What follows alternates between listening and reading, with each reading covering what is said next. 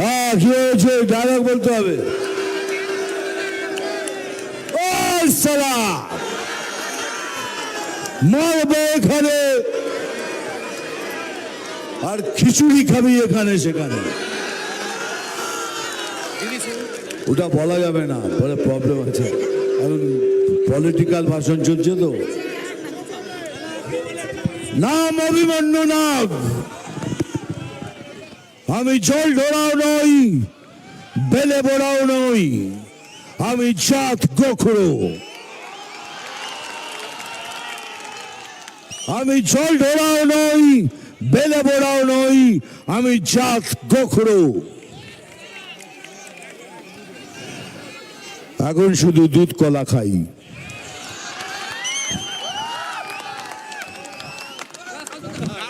নাম তুফান, বছরে 1 বার আসি।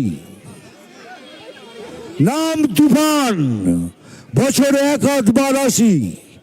যখন আসি তখন প্রলয় ঘটে, আর যখন যাই যারা নিজেকে ভগবান মনে করে তারা তাদের অস্তিত্ব খুঁজে বেড়ায়।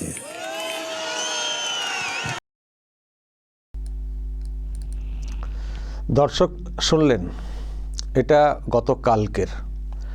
গতকাল হুগলির ডানকুনিতে এই প্রোগ্রাম হয়েছে। তো সেখানে ডায়ালগ শোনার জন্য আবদার করা হয়।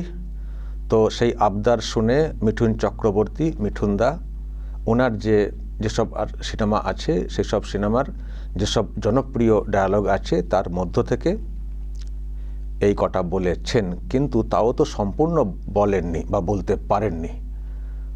ওনার যেসব ডায়ালগ সেগুলো হচ্ছে যে মারবো এখানে, লাশ পড়বে শ্মশানে। কিন্তু এখানে লাশ পড়বে শ্মশানে ওটা বলেননি, খিচুড়ি খাওয়ার কথা বলেছেন। তবে বলে যেটা বোঝালেন যে ওটা বলা যাবে না, পলিটিক্যাল সব ভাষণ তো বলা যাবে না। তারপরে ওই যে ডায়ালগটা, আমি জাত গোখরো, তারপরে ছিল এক ছোবলেই ছবি, ওটাও বলেননি। মানে ওগুলো এখানে বলা যাবে না। অদ্ভুত ব্যাপার। উনি আগে বলতেন, এসব ডায়ালগ পুরোপুরি বলতেন, নিশ্চয়ই শুনেওছেন আপনারা। কিন্তু তারপরে কি হয়েছিল? কেস হয়েছিল, কেস। কলকাতার ব্রিগেডে একবার বলেছিলেন। তো তারপরে কলকাতার একটি থানাতে, সম্ভবত মানিকতলা থানা, সেখানে কেস ঠুকে দেওয়া হয়েছিল। কেন এই কথা বলবেন মিঠুন চক্রবর্তী? এক ছোবলেই ছবি মানে তার মানে কি মেরে ফেলার কথা বলা হচ্ছে? লাশ পড়বে শ্মশানে মানে তার মানে কি মেরে শ্মশানে পাঠানোর কথা বলা হচ্ছে? মানে এই সব বলে কেস ঠুকে দেওয়া হয়েছিল। ভাবুন দর্শক, সিনেমার ডায়ালগ। উনি সিনেমার বাইরে যেখানে যান কোনো শো করতে, সেখানেও বলে থাকেন। কিন্তু এটাকে একটা হিংসার ব্যাপার স্যাপার বলে ওনার নামে কেস ঠুকে দেওয়া হয়েছিল। আর কেস হবার পরই তো একেবারে ডাকাডাকি, মানিকতলা থানা, আমার ওটাই মনে হচ্ছে কলকাতার থানা, তো ডাকাডাকি শুরু করে দেয়। মানে খুব দরকার মিঠুন চক্রবর্তীকে, ডাকা শুরু হয়ে যায়, নোটিশ ব্যাপারটা। তারপরে উনি তো আবার কলকাতা হাইকোর্টে দ্বারস্থ হয়েছিলেন, মানে হতে হয়েছিল। তো কলকাতা হাইকোর্ট অবশ্য যেতে বলেনি, বলেছিল যদি থানা চাই তো ভার্চুয়ালি জিজ্ঞাসা করতে পারে। তারপর থামে থানা। কিন্তু থামলেও যেহেতু কেস টেস হয়, ফলে ওনাকেও খানিকটা সাবধান হতে হচ্ছে। হয়তো সেই জন্যেই ডায়ালগ বলছেন বটে, শেষের দিকটা এদিক ওদিক করে দিচ্ছেন, বলে আবার বুঝিয়েও দিচ্ছেন এখন বলা যাবে না। অদ্ভুত ব্যাপার। সিনেমার ডায়ালগ বলা যাবে না, কিন্তু মানুষকে মেরে ফেলা যাবে। দেখেছেন না? এখানে স্লোগান হচ্ছে খেলা হবে, স্লোগান খেলা হবে, কিন্তু খেলা হয় রক্তের খেলা। আর ওটা সিনেমার ডায়ালগ, সেই অনুযায়ী কিছুই হবে না, ওটাকে বলা হচ্ছে হিংসার ব্যাপার, কেস ঠুকে দেওয়া। আর এখানে যা চলে যেভাবে, সেখানে কটা কেস হয়, কটাই বা ব্যবস্থা হয়, কিছুই হয় না সেই অর্থে। কিন্তু সিনেমার ডায়ালগ বলা যাবে না, ওটা নাকি হিংসার। তো যাই হোক, এখন মিঠুন চক্রবর্তী গেছেন, এই মাপের একজন স্টার, তো তার মুখ থেকে সরাসরি ডায়ালগ শোনার একটা ইচ্ছা থাকে, তো সেটা আবদার করা হয়েছিল গতকালকে, তো উনি বলেছেন। তবে দর্শক, আমি আরও একটা যে কারণে মানে বলতে এলাম এই মিঠুনদার ব্যাপারে, আমি শুধু লোকটাকে দেখে অবাক হচ্ছি।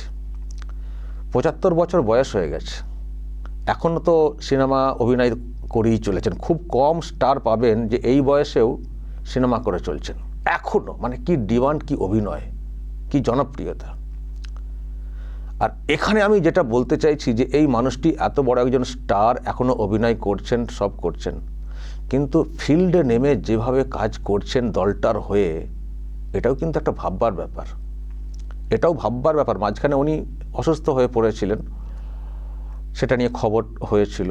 তারপরে ওই অবস্থা কাটালেন, কাটিয়ে যেমন একদিকে অভিনয় করছেন, নিজের কাজটা করছেন, তেমনি দলের জন্য দেখুন কিভাবে লড়ছেন। কি পাবেন এখান থেকে, কি পাচ্ছেন এখান থেকে? উনি যে মাপের একজন স্টার, এবং এখনও উনি যেভাবে নিজে কাজ করে চলেছেন, ওনাকে এখনও যেভাবে প্রডিউসার, ডিরেক্টররা ডাকাডাকি করছেন কাজ করার জন্যে, তারপরেও উনি যেভাবে ফিল্ডে নেমে, মাঠে ময়দানে নেমে একটা পার্টির হয়ে চিৎকার করছেন, চেঁচামেচি করছেন, বা মানুষকে জাগ্রত করার চেষ্টা করছেন। শুধু তো ডায়লগ দেওয়া না, উনি কথাও বলছেন। আমি যেমন একটা বক্তব্য শোনাবো এখানে, আমি দাঁড়ান ওটা আপনাদেরকে আগে শুনিয়ে দিই, তারপর ব্যাখ্যাটাতে আসবো। উনি কি বলেছেন, মানে উন্নয়ন, অনুন্নয়ন, নানান সব দুর্নীতি, এইসব নিয়েও কথা বলেন। আর আরেকটা খুবই গুরুত্বপূর্ণ কথা উনি দর্শক বলেছেন গতকালকে, আগে শোনাই তারপর ব্যাখ্যাতে আসছে। ওখানে দীপু দাসকে জ্বালিয়ে মারার জন্য এখানে হিন্দু জাগরণ মঞ্চ একটা প্রতিবাদী মিছিল বার করেছিল। তাদের পুলিশ ডান্ডা মেরে মাথা ফাটিয়ে দিয়েছে। 18 জনকে গ্রেপ্তার করেছিল, তার মধ্যে 7 জন মেয়ে ছিল, 9 জন। তার মানে বাংলাদেশে কিছু করলে পশ্চিমবাংলায় বাঙালিরা প্রতিবাদ করবে না। কেন করবে না বুঝতে পারেন? কোনো একটা সম্প্রদায়কে খুশি করার জন্য আমরা কিচ্ছু করব না। কিন্তু বাঙালিকে বলে রাখি, বিজেপি মুসলমানদের বিরুদ্ধে নয়, বিজেপি ভারতীয় মুসলমানদের বিরুদ্ধে নয়, বিজেপি বিরুদ্ধে যারা আমাদের দেশে থেকে আমাদের দেশের ক্ষতি করার কথা ভাবে, তাদের বিরুদ্ধে আমরা অনুরোধ করছি আপনাদের সবার কাছে, এক ছাতায় নিচে এসে সনাতনীত্বকে জিন্দা রাখার জন্য, বাঁচিয়ে থাকার জন্য একসাথে ভোট করুন। এটাই আপনাদের কাছে আমার অনুরোধ। তারপরে এখানে নানান সব দুর্নীতি নিয়ে কথা বলেছেন, অনুন্নয়ন নিয়ে কথা বলেছেন, ছেলে মেয়েদের ভবিষ্যৎ নিয়ে কথা বলেছেন, অনেক কিছু বলেছেন, তার সঙ্গে এটাও বলেছেন। তো এইরকম কথা বলছেন, মানুষকে জাগ্রত করছেন, পরিবর্তনের ডাক দিচ্ছেন, একযোগে লড়ার কথা বলছেন। তো যেটা আমি বলছিলাম আগে, যে মানুষটির এখনও যে লড়াই করার মানসিকতা, উনি যে বিরাট কিছু পদ পেয়ে গেছেন বা পাবেন, সেরকম কোনো স্বপ্ন আছে বলে আমার মনে হয় না। বলেছে দল প্রচারে যেতে হবে, বা নিজে কোথাও তাগিদ ফিল করছেন যে আমার তো একটা পরিচিতি আছে, ফ্যান ফলোয়ার আছে, মানুষ আমাকে চান অনেকে, তবে চলো ময়দানে গিয়ে 2-4টে কথা বলে আসি যদি আমার এটা কাজে লাগে। মানে এই যে লড়াই করাটা এই বয়সে এসে, এতটা পরিশ্রম, আমার দর্শক সত্যি খুব অবাক লাগে। যে আবার বলছি, এখান থেকে উনি কি পাবেন, কি পেয়েছেন, আমি তো কিছুই বুঝতে পারছি না। কিন্তু উনি যেভাবে দিচ্ছেন, ওনার যা ইমেজ, সেই জায়গা থেকে যেভাবে দিচ্ছেন একটা দলের জন্য এবং এই বাংলার পরিবর্তনের জন্য, এটা কিন্তু এক কথায় বলতে হবে মানে অভূতপূর্ব। খুব কম এই ধরনের লোক আমরা দেখছি যারা নিজের স্বার্থের বাইরে গিয়ে নিজের ইমেজ, দেখুন উনি যে মাপের স্টার, আবার বলছি, যেভাবে কাজ করে, উনি ভালো ঘরে সবসময় থাকতে পারতেন, বাইরে বেরোবো না, কাউকে এমনিতে দেখাবো না, আমার স্টার একটা ব্যাপার এখনও রয়েছে, সুতরাং বাংলা যা হচ্ছে হোক, আমি আমার মতো থাকবো, কি আমি কি পাবো ওখান থেকে করে চুপ থাকতেই পারতেন। অনেকেই তো আছেন, অনেক স্টার, অনেকে তো এখনও সুবিধা নিয়ে যাচ্ছেন শাসক দলের, এখানে থেকে অনেক কিছু করতেই পারতেন।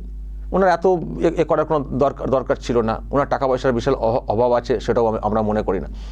কিন্তু তার সত্ত্বেও যেভাবে লড়ছেন, আমি একটাই কথা বলবো, যদি মিঠুন চক্রবর্তী এইভাবে ময়দানে নেমে বলতে পারেন যে রাজ্যে পরিবর্তন প্রয়োজন, এই মাপের একজন ন্যাশনাল ইন্টারন্যাশনাল স্টার হওয়ার পরেও, তো তাহলে বাংলার মানুষ, যারা সাধারণ মানুষ আমরা যারা আছি, আমরা একটু জাগ্রত হতে পারি না বাংলার পরিবর্তনের জন্যে? এখনও চুপ করে ঘুমাবো, জাগবো না? মিঠুন চক্রবর্তী নিজে জেগেছেন, নিজে জাগানোর চেষ্টা করছেন, এরকম একটা প্রত্যন্ত বিভিন্ন জায়গায় ঘুরে ঘুরে। তো বাংলার মানুষ জাগবেন না পরিবর্তনের জন্য? এটা কিন্তু মানে খুবই প্রশ্নের ব্যাপার স্যাপার। মিঠুন চক্রবর্তীর প্রতি আমার একটা দুর্বলতা আছে। আমি নিজেও একটা সময় প্রচুর সিনেমা দেখেছি ওনার। মানুষটিও খুব ভালো। আমার সঙ্গে একবার ডিরেক্টলি সাক্ষাৎ হয়েছিল যখন আরামবাগে এসেছিলেন কয়েক মাস আগে। এই যে আরামবাগে একটি হোটেলে আমার সঙ্গে সাক্ষাৎ হয়েছিল। আমাকেও খুব ভালোবাসেন, ওখানে যেটুকু বুঝলাম। খুব ভালো মনের মানুষ। পলিটিক্যালি এখন বক্তব্য রাখছেন, কোনো মন্তব্যে কোনো বক্তব্যে কারো হয়তো অন্য কিছু মনে হতে পারে, কিন্তু আমি নিজের কাছ থেকে মানুষটিকে দেখেছি অত্যন্ত ভালো মাপের, ভালো মনের মানুষ। সিনেমা যেমন দেখেছি আর করেছি, সেদিক থেকে তো আমরা একভাবে চিনেছি। আর আমি যেহেতু অনেকটাই কাছ থেকে দেখেছি, কথা বলেছি, আমি কিন্তু আরও ভালো করে চিনেছি মানুষটি কেমন। তো এই মানুষগুলো যদি রাস্তাতে নেমে বলেন যে পরিবর্তনটা খুব জরুরি, তো তাহলে কেন বাঙালিরা বাড়িতে এখনো বসে থাকবেন? রাস্তায় নামুন এবং পরিবর্তনের যেটা লড়াইটা চলছে সেখানে সহযোগিতা করুন। আমিও এটুকু বলতে পারি, কারণ আমিও পরিবর্তন চাই। দর্শক বলবেন, এবং সিনেমা যে ডায়ালগগুলো দিয়েছেন, যদি এই নিয়েও কিছু বলার থাকে অবশ্যই বলবেন কমেন্ট বক্সে। নজর রাখবেন আরামবাগ টিভিতে।